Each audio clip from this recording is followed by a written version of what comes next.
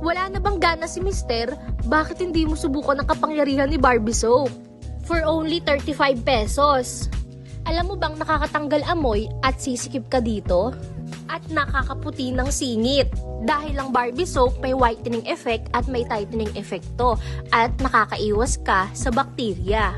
At talaga namang gaganahan na sa'yo si Mister dahil ang mabaho mong kepyas, babango at sisikip.